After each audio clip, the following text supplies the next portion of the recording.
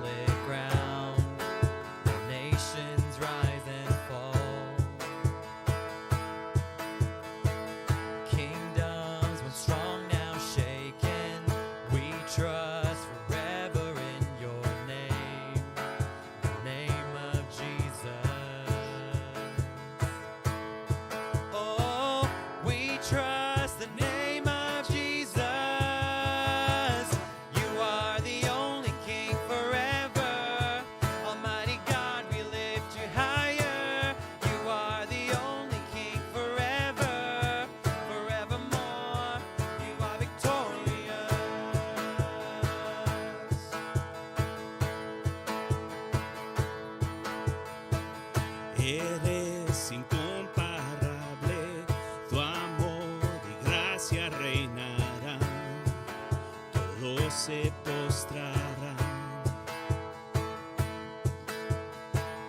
Mis sueños y anhelos, mi esperanza está en ti mi Cristo.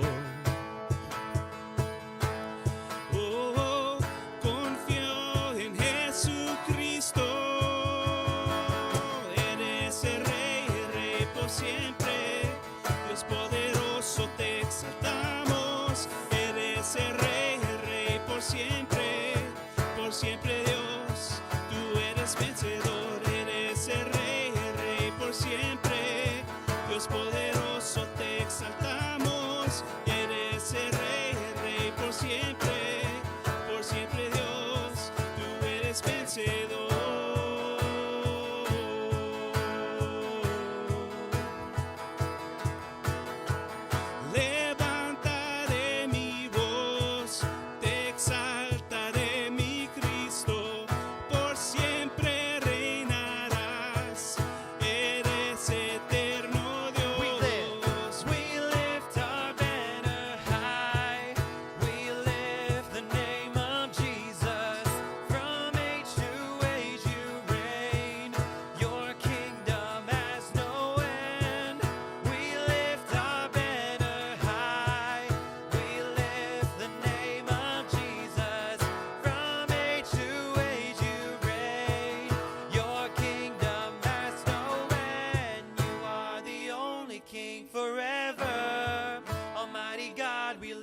Higher, you are the only King forever, forevermore.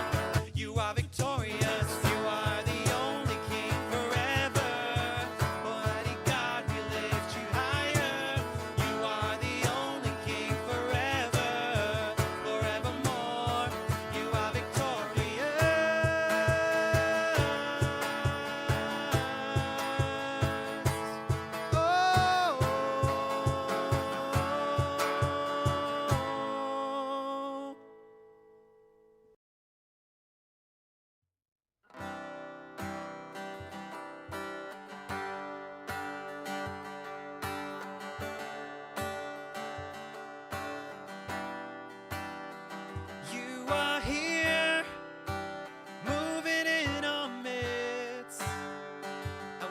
worship you.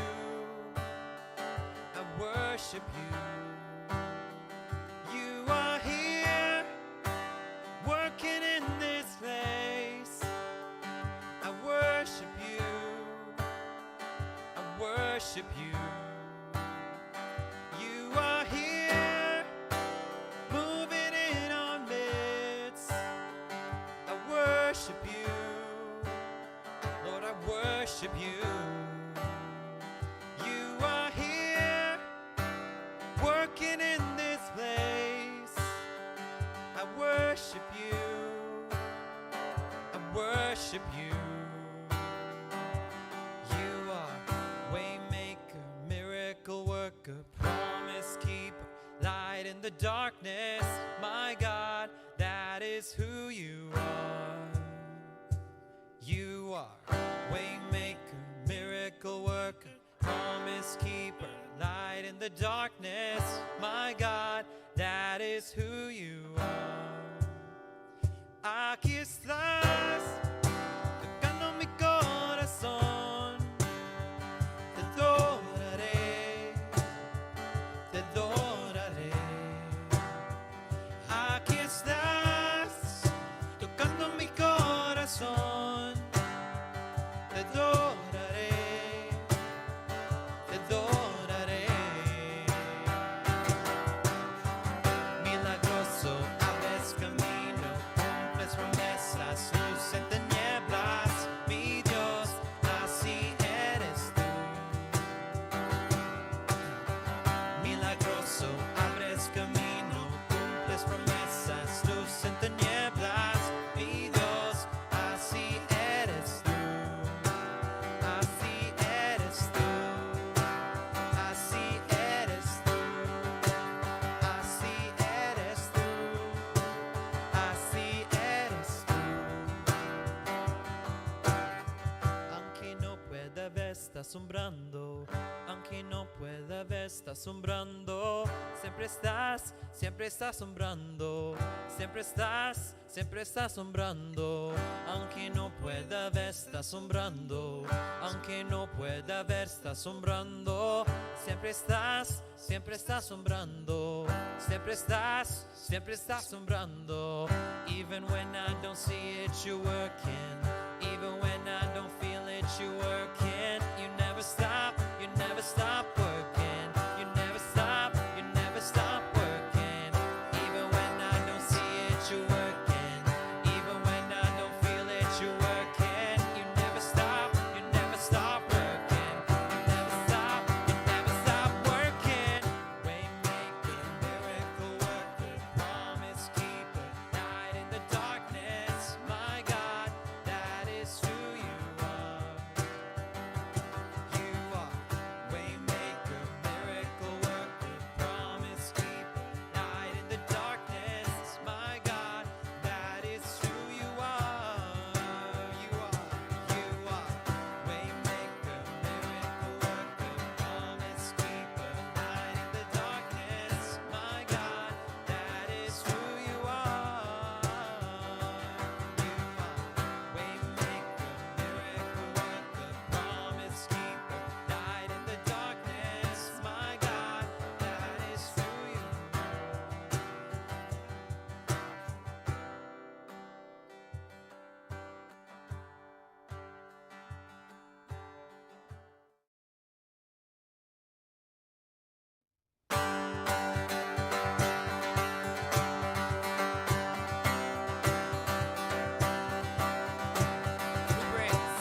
Who breaks the power of sin and darkness?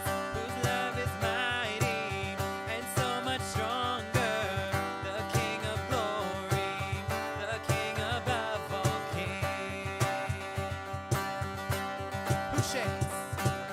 Who shakes the whole earth with holy thunder and leaves us breathless in awe and wonder? The King of glory, the King above all kings. This is amazing grace. This is unfailing love, that you would take my place.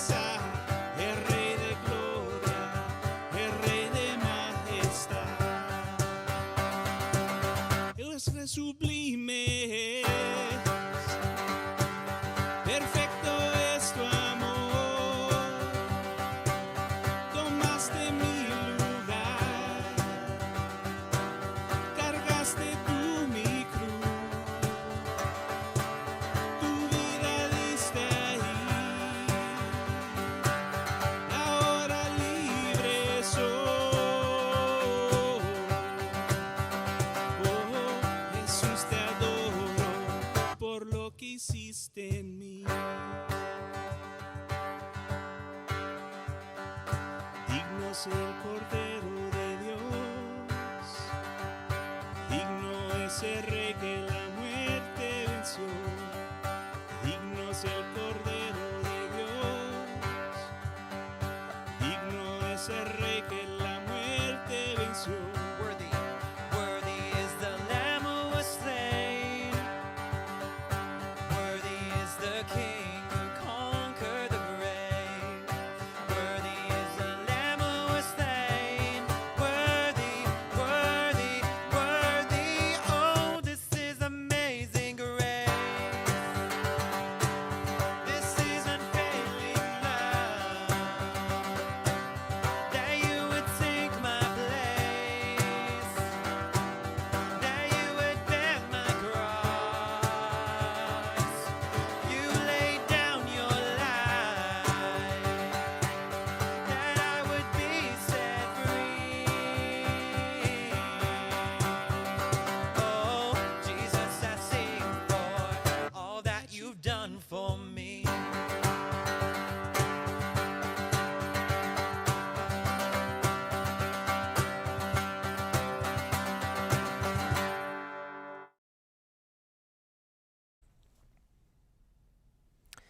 El libro de Apocalipsis a veces da la impresión de ser un texto muy espantoso. Es común pensar en este libro y enfocar solo en el fin de tiempos, cuando cada pecado y cada mal serán descubiertos. Y cuando descubrimos si terminaremos en el cielo o en el infierno. Pensamos en el Apocalipsis como el fin del mundo. Pero quizás después de reflejar en los capítulos de ese texto, pienso que nuestra esperanza en Cristo puede estar reflejado más en este texto. Apocalipsis a veces sirve como un ejemplo de los textos más importantes cuando pensamos en nuestra esperanza en Cristo. Apocalipsis capítulo 7, versículo 9 dice, después de esto miré y apareció una multitud tomada de todas las naciones, tribus, pueblos y lenguas. Era tan grande que nadie podía contarla. Estaban de pie delante del trono, del Cordero, vestidos de túnicas blancas con ramas de palma en la mano. El autor indica que hemos llegado al momento de la igualdad humana en ese texto. Al mismo tiempo, el autor reconoce que hay diferencias grandes entre la gran multitud de hermanos e invita a cada persona a esta nueva esperanza en Cristo. Durante el reinado del Imperio Romano no había esperanza de igualdad, de justicia, de amor. Los romanos y cualquier otro imperio gobernaban con discriminación y ley. Los ciudadanos romanos recibieron un tratamiento especial, los soldados romanos se salieron con la suya, pero las minorías tuvieron que asimilarse o ser destruidas. En el año 66, los judíos comenzaron a rebelarse contra el poder opresivo. Fueron fácilmente reprimidos. Para las autoridades romanas, la desigualdad no solo era el estándar, era lo ideal. El libro de Apocalipsis fue un documento poderoso por muchos que creen que estaba sujeto a la censura de los romanos. Contenía un gran mensaje que rechazaba el status quo y lo reemplazaba con una nueva esperanza, igualdad, inclusión y justicia. El libro de Apocalipsis promueve la igualdad. César ya no está en poder, ahora reina Dios. Este ideal es una visión de una iglesia nivelada. Son personas de todas naciones, de todas las razas, de todos tipos de idiomas juntos. Es una visión sin límites, una relación y relaciones reconstruidas. Esta visión de la iglesia es la visión que necesitamos hoy, pero es una visión de justicia, igualdad e inclusión. Y esta visión en la cual participamos cada vez que tomamos esta Santa Cena. cuando llegamos a levantar el pan y la copa.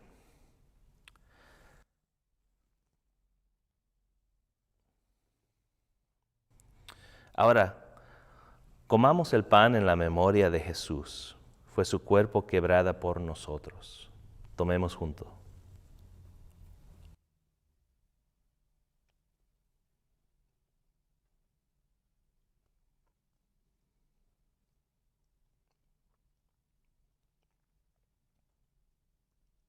Tomemos la copa en memoria de dónde vamos en Jesucristo.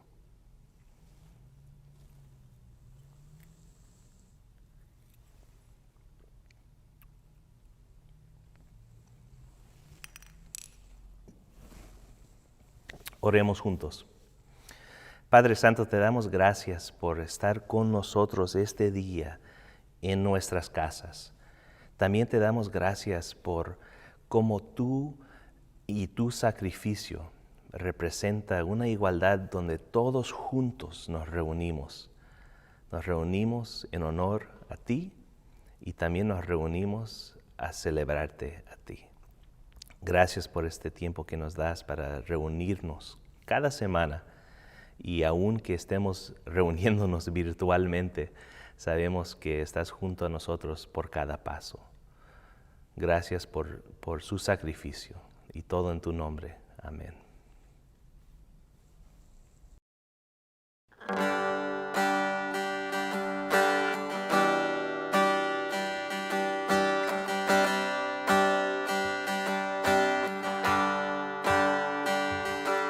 No confiar en mi entendimiento. Mi vida está en las manos del Creador de los cielos. No confiar en mi entendimiento. Mi vida está en las manos del Creador de los cielos. Te entrego todo a ti, Dios, confiando que tú harás algo hermoso dentro de mí. Te entrego todo a ti, Dios, confiando que tú harás algo hermoso dentro de mí. I lean not on my own understanding. My life is in the hands of the Maker of heaven. I lean not on my own understanding. My life is in the hands of the Maker of heaven. I give it all to you, God, trusting that you'll make something beautiful out of me. I give it all to you, God, trusting that you'll make something beautiful out of me. Te entrego todo a ti, Dios, confiando que tú harás algo hermoso dentro de mí. Te entrego todo a ti, Dios, confiando que tú harás algo hermoso dentro de mí.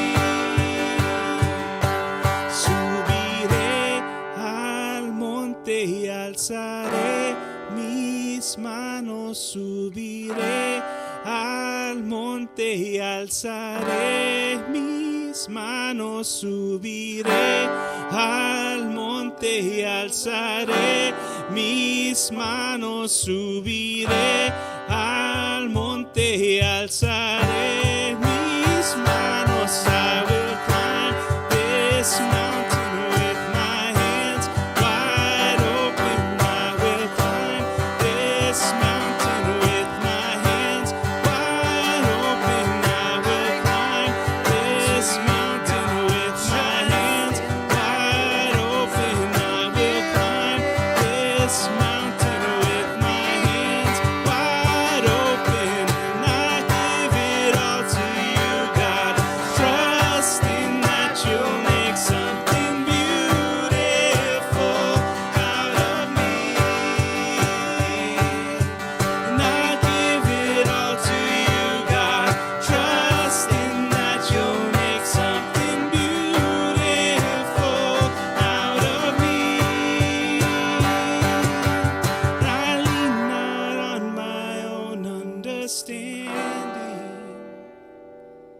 My life is in the hands of the maker of heaven, and I lean not on my own understanding.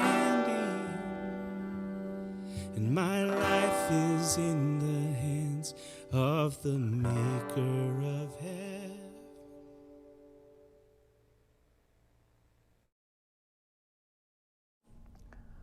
Well, hello again, friends at Anaheim First. It's good to be with you all again, even again if it's just digitally.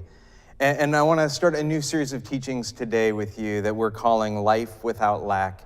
And we're going to spend some time walking through Psalm 23. And so again, if you have a Bible on you, if you have it on your phone, however you resource the Bible, would you go ahead and pull that out? Or if you want to just listen along, that is great also. But you can turn to Psalm 23 if you want to follow along that way. Now, I know we're all a little bit sick of talking about it, but can I share with you what some of my COVID experiences have been recently? I had this moment where I was incredibly sad for my kids and all that's just being lost in their schooling. The experiences that they won't have with their friends. Some of the education experiences that they've missed out on. Even thinking about the possible scenarios of what next school year might look like for them. And honestly, in all of that, I felt a bit helpless. I want to do something, but I can't do anything about it. I don't have control over it. And I felt like I had this moment where I just felt like I'm lacking. I'm lacking as a parent, and I'm lacking as somebody who's usually able to provide solutions. I felt like I'm coming up short.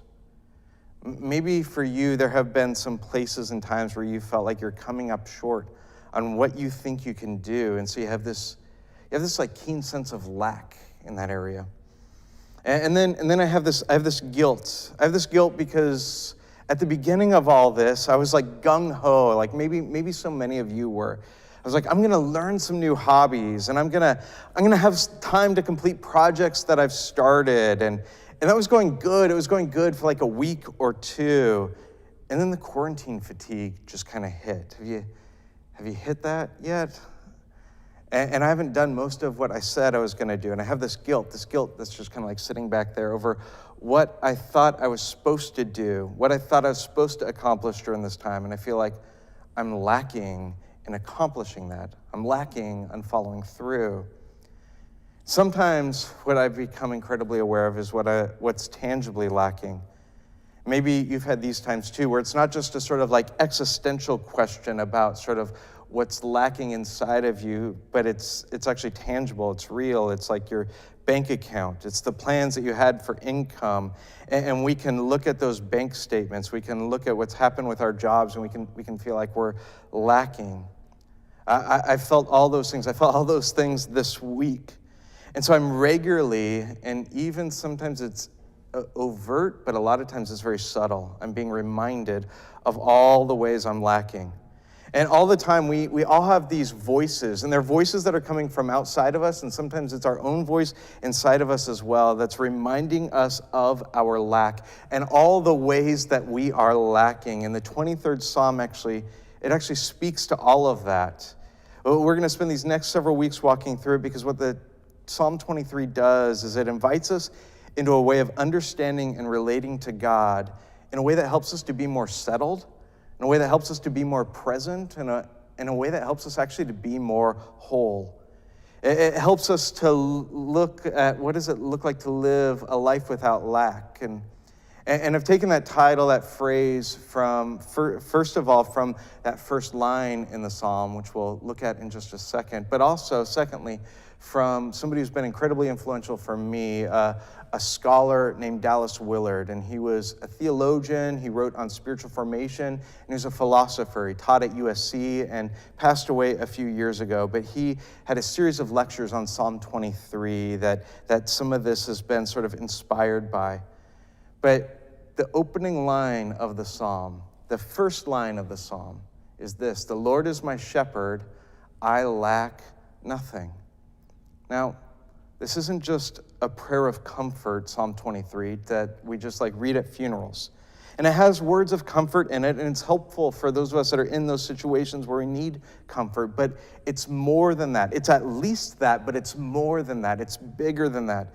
And it's not just a quaint memory verse that some of us learned when we were children, and it has a sort of like nostalgic feeling to it. And my guess is even if you learned it as a child, you probably learned it in a different translation. And so even like some of the way that I'm reading it now, it feels a little bit foreign because you have a nostalgia for the way that you remember it and the way that you learned it. And I'm so grateful that that was your experience, but it's more than that. It's more than a quaint memory verse. It's more than nostalgia. It's actually saying something deep and meaningful about who God is and about how we relate to him and what it looks like to live fully in him.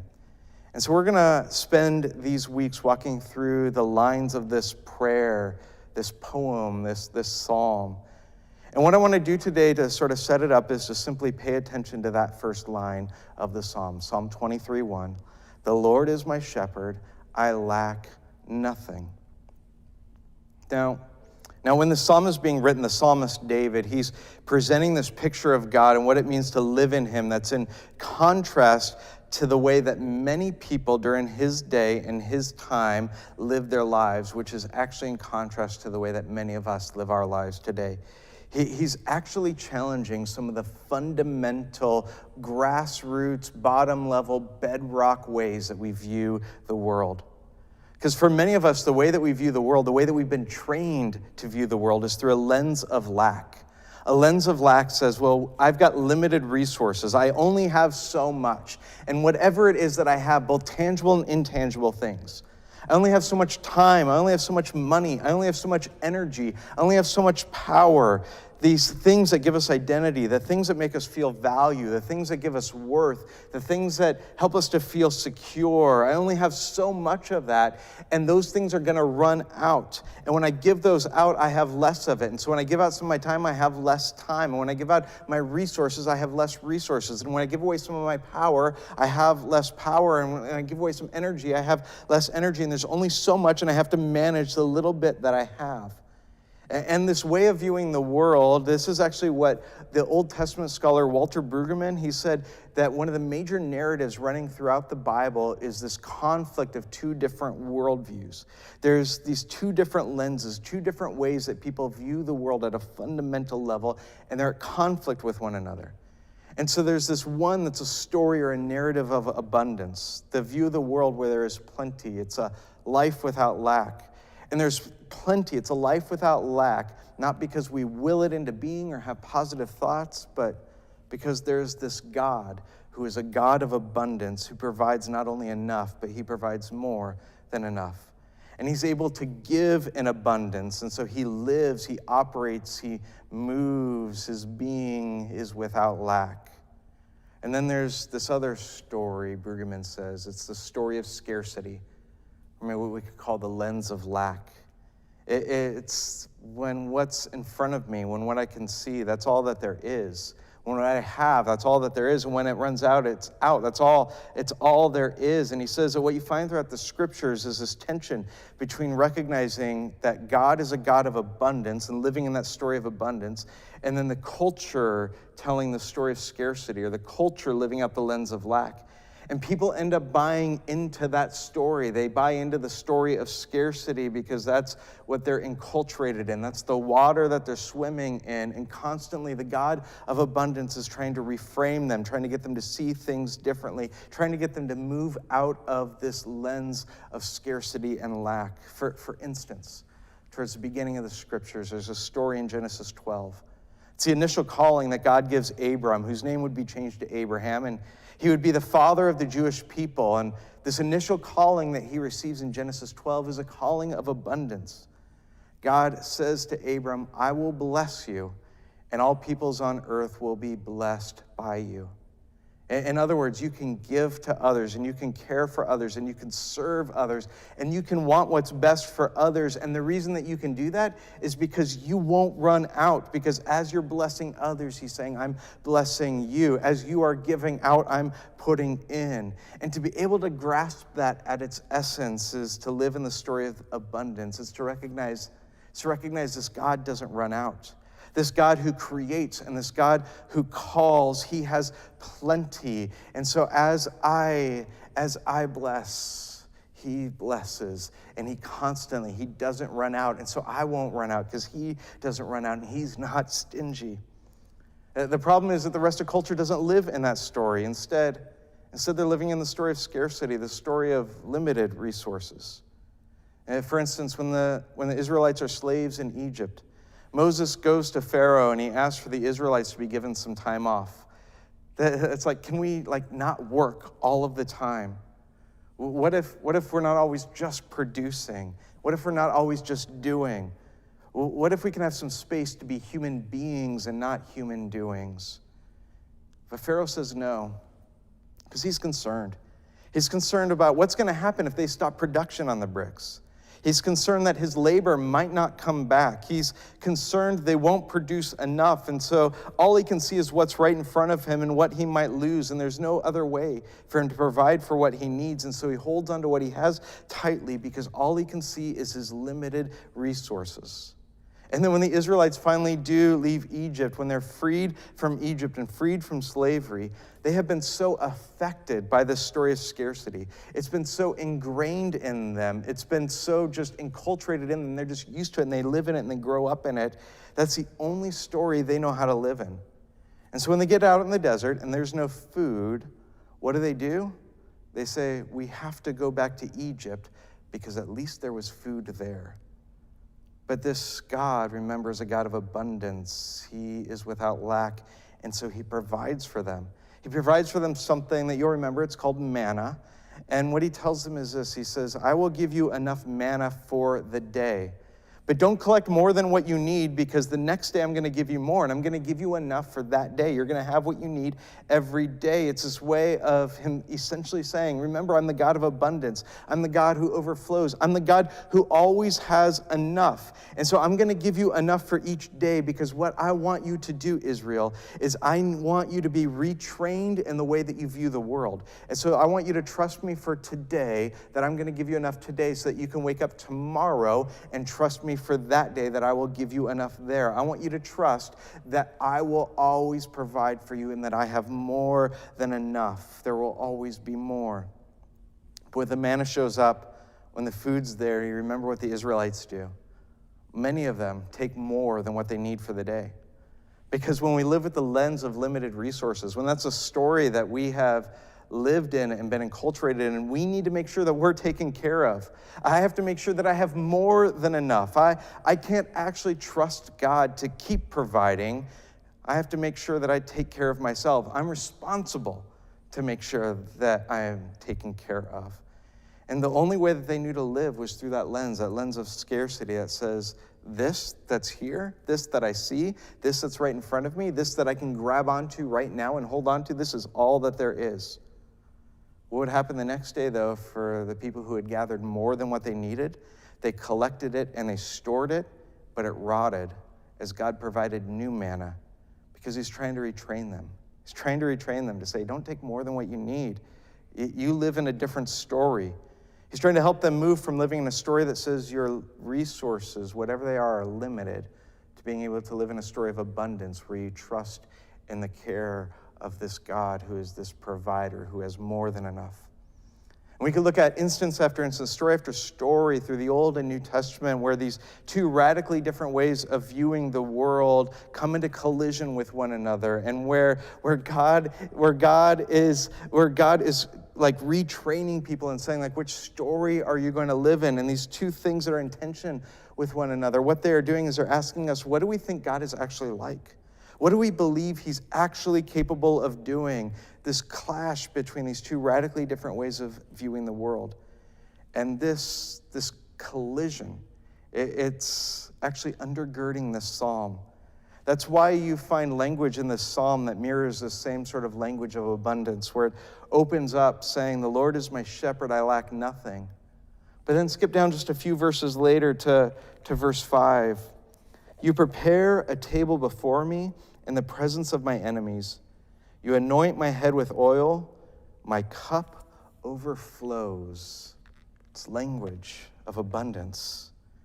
And this has all kinds of implications for you and I.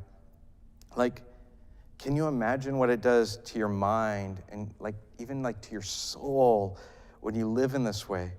Can you imagine how it affects the way that you engage with other people and the way that you see them if you live in the story of scarcity and lack? You live fearful because you never have enough and you might run out, and other people might be trying to take that from you. And which, by the way, how are you able, as the psalmist says, to eat at a table with your enemies? What kind of worldview do you need to live in? Do you need to live in a worldview of scarcity where it's fearful of others and what they're going to take from you? Or if you live in a story of abundance, of a God who provides and that you are able to live without lack, how are you able to eat at a table with your enemies? And so it does something to us. It does something to the way that we view others. You end up greedy because you have to hold on to what you have. I can't be generous. I can't help others in need. I can't give to the church. I can't lend my stuff to others because what I have, this is all that there is, and it's going to run out, and I got to make sure I'm taken care of, and I've got to hold on to it. I can even really easily justify treating others poorly because there's only so much and it's going to run out, and I've got to look out for myself. And throughout the 23rd Psalm, there's this assumption that at the source of the universe, it does not work this way. That at the source of the universe is a self-sufficient God who operates out of abundance, and in him we live, and in him we trust. And so through poetic language, the 23rd Psalm is saying to us, you don't have to live like that. There's a better way, a richer way, a more whole way of living. In fact, I would actually argue that the 23rd Psalm is complete nonsense, and it doesn't make any sense at all unless we first start in this place, where we understand that God is our shepherd, and within God, we live without lack. But friends, we've got to retrain ourselves to live in this kind of way, to view the world through this sort of lens, because we have been trained and enculturated by just the waters that we swim in the world around us to view the world in another way. We have to retrain ourselves continually to trust in God as a God of abundance. So that's why what I want to do is I want to ask you to do something with me. If you would try an experiment with me over the next 30 days. If over the next 30 days you would just give this a try with me, to, as a community, as a church, that we would all together do this thing to help us all together be doing the work of retraining ourselves to continually remind ourselves of God as a God of abundance and what it looks like to live in him and trust in him. And so the first thing that I want to ask you to do over the next 30 days is to pray this prayer that we've sent out to you. We called it the Life Without Lack prayer. And this prayer just essentially mirrors and follows along the 23rd Psalm. And what I want to ask you to do is I want to ask you to take this prayer and maybe you could put it up on your phone or on your desktop, on your computer, or maybe you print it up, you get a physical copy and you tape it up on your mirror in your bathroom or something. And I want to ask you if every morning for the next 30 days, every morning, would you pray through this prayer? And that all of us collectively as a church will be praying this prayer together every morning as it just sort of mirrors what's being said in the 23rd Psalm. And then the second thing I want to ask you to do is throughout these 30 days is to also read through the 23rd Psalm once a day. And so maybe if in the morning you would pray that prayer, then maybe in the evening before you go to bed, you would read through the 23rd Psalm. And what's going to happen is over the course of reading it for 30 days, different things are going to stick out to you in different ways. That sometimes something's going to hit you at an emotive level, and you're not even going to fully understand, but it's just a sort of guttural reaction that you're going to have to it. And I just invite you to slow down and pay attention to it. Sometimes things are going to hit you at sort of an intellectual level, and you need to dwell on it. You need to think about it. And you need to ponder it some. But what if every day we pray this prayer together in the morning for 30 days? And what if every evening we just slowly read through the Psalm for 30 days as this way of developing this habit? Because what happens over that period of time is we'll have done something enough that it develops a habit in us, that it begins to retrain the way that we act and the way that we think. And so, friends, we can live our lives like there's never enough. We can live our lives like we're going to run out, and that whatever we have, whether it's something tangible or intangible, that we got to hold tightly onto it, and that we got to be constantly concerned with how we're going to get more. Or we can learn to fully abide and relax in the trust of the shepherd with whom you lack nothing. And so here's what I want to do as we end our time together is I want to pray the life without lack prayer. This can be day one. So look, you're getting a head start. You only got to do 29 more days. But would you pray with me this prayer? Let's pray. And so, Lord, help me to trust that you are a God of abundance who provides me with a life without lack. Breathe life and rest into my weary soul. Show me the way of goodness, truth, and beauty as I make choices throughout my day. Remind me of your ongoing presence in my life and give me confidence in your care and provision, even in my difficulties. May I be so secure in your goodness and love that I am even able to care for my enemies. And may I live generously out of the overflow of your love in my life. Today, I will abide in the presence of God, who I walk with now and forever. Amen. Amen. Grace and peace, friends.